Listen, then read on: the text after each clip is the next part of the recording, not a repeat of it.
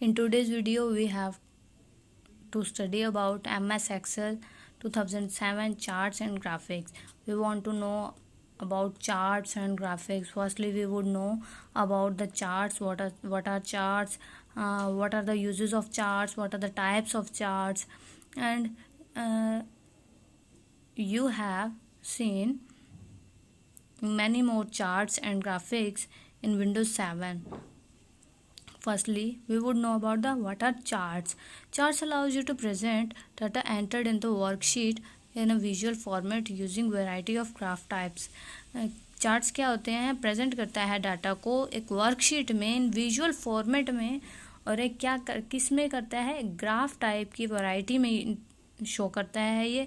Before you can make a chart you must first enter data into worksheet. अगर आप chart बना रहे हैं तो फर्स्ट पहले आपको डाटा एंटर करना होगा.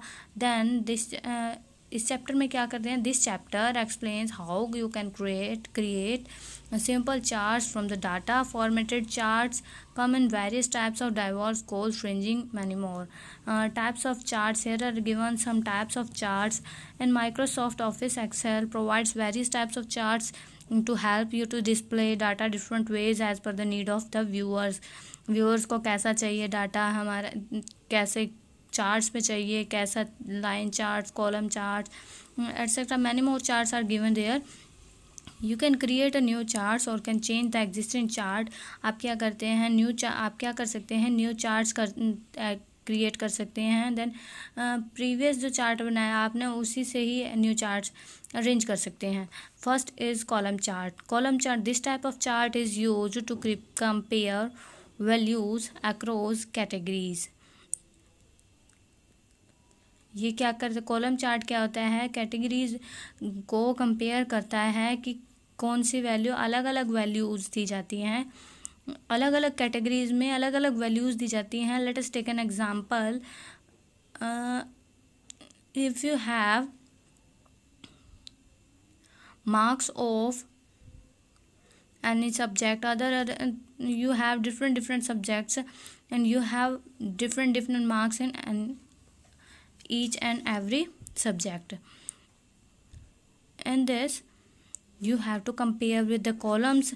The first in first subject you have only 50 marks, and next 70, and next is 80, as like this. Then here you can see this.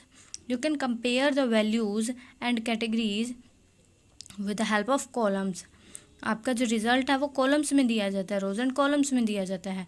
Then they give a very effective results to analyse the data of the same categories on a defined scale. एक क्या होता है? Let us take any other example. आपके पास क्या है? Same categories के different same categories के डिफरेंट थिंग्स हैं आपके पास. तो आप उसका डाटा कैसे एनालाइज कर सकते हो, कैसे कंपेयर कर सकते हो?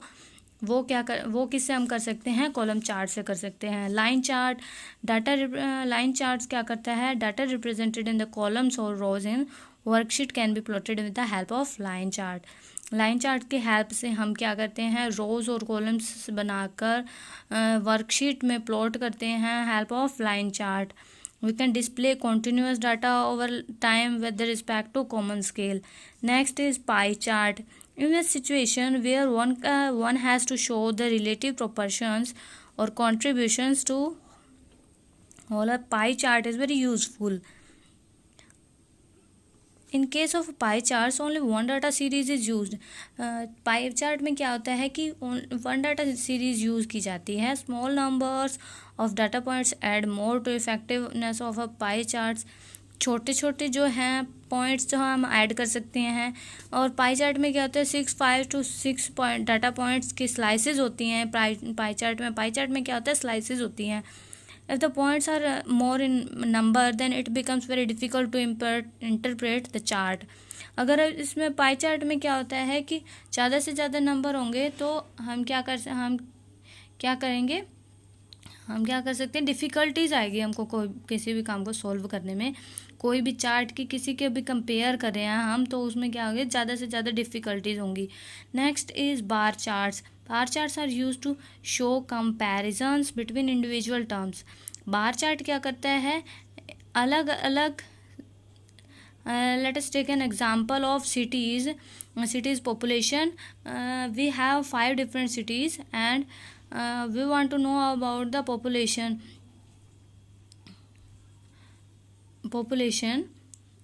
With the help of bar charts, we can see the comparison of the cities, where which city have largest maximum population. We have many more, in which in the bar charts we can see the maximum and minimum population of cities.